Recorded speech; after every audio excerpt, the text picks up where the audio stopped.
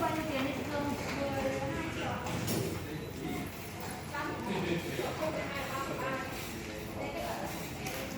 Không, người ấy.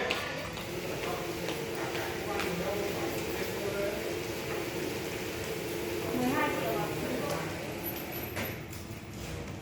Ý đó là tên mặt sau anh làm gì ạ? Tiền bảo mình thuộc anh không vào em ấy.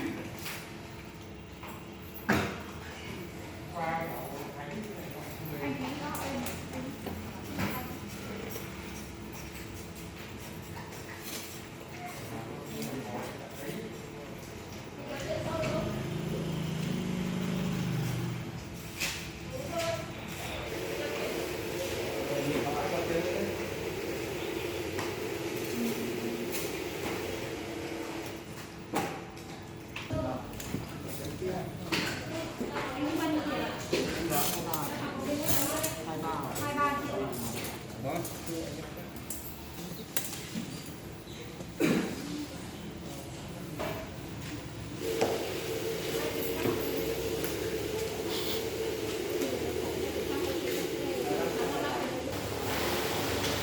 Thế sao máy này chưa phải ví dụ như muốn chuyển tiền chưa được phải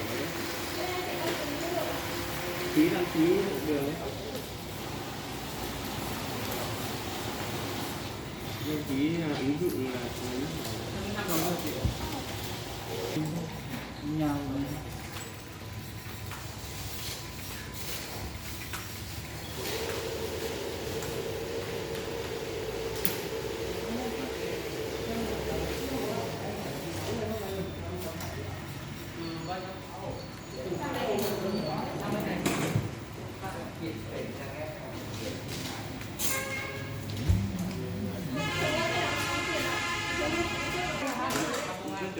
Đấy về hết ạ. Từ tháng 11 đến giờ thử giấy không vi phạm anh nhé. Anh à, Lò Văn Sỏi là ai ạ? Bố gọi lại ngồi giấy, chú ơi chú ngồi giấy hộ cháu. Chú ơi Lò Văn Sỏi ạ.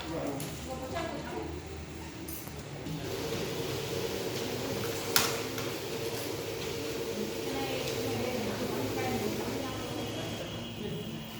Đây dưới đây của cháu nhé.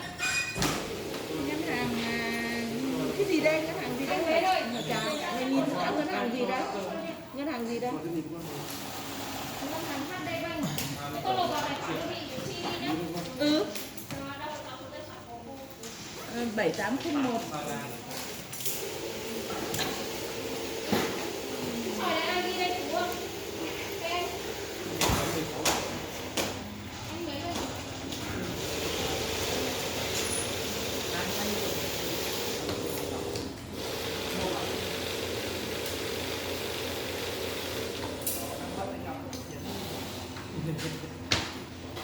Bỏ cái trang lên đi.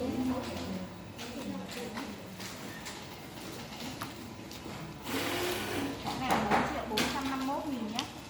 Hôm nay nhiều nhé.